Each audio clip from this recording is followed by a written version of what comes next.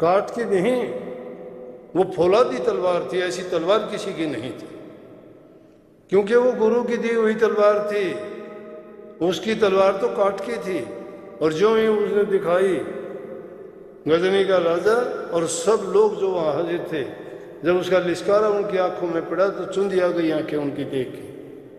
उस बात के लिए उसको सबसे अच्छा अंगरक्षक मान के उसको इनाम दिया गया, जिसको सजा होनी चाहिए थी।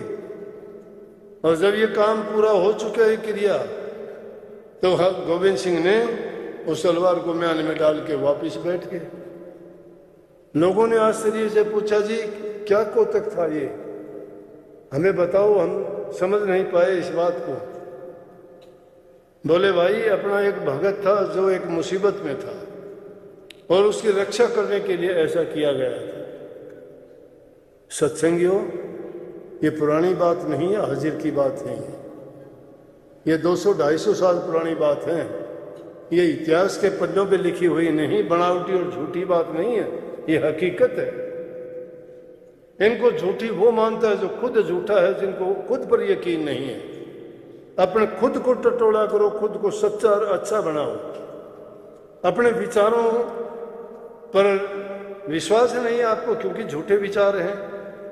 अपनी कल्पनाएं सच्ची नहीं हैं, रात दिन दूसरे ख्यालों में डूबे रहते हो।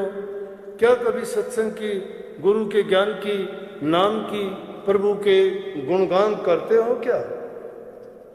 कैसे भूल जाते हो उस मालिक को जिसने सब कुछ बख्शा है? उससे ज्यादा तो कोई देने वाला भी नहीं है। उसके लिए तो आप नाम भक्ति ध्यान के लिए आपको कहा जाए कि कुछ समय के लिए ध्यान किया करो, सुमन किया करो, अभ्यास किया करो, तो कहते हो जी कितनी देर करें?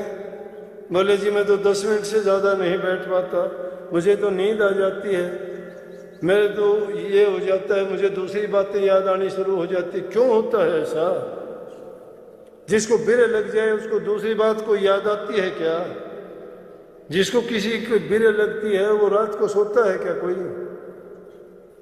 अरे नाम के लिए तो कबीर साहब ने क्यों कही कि दुनिया खावे और सोवे, दास कबीरा दुखिया जागे और रोवे। जो खाने पीने के आशिक हैं, खाते पीते मस्त रहते हैं, अपनी जिंदगी गुजार दी इन्हीं बातों में। क्या कभी वो प्रभु के लिए रोते हो क्या? क्यों मुझे दर्शन नहीं देते, क्यों मुझे नहीं मिलते?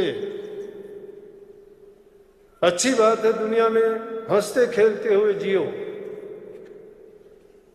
क्योंकि हंसते खेलते हुए इंसान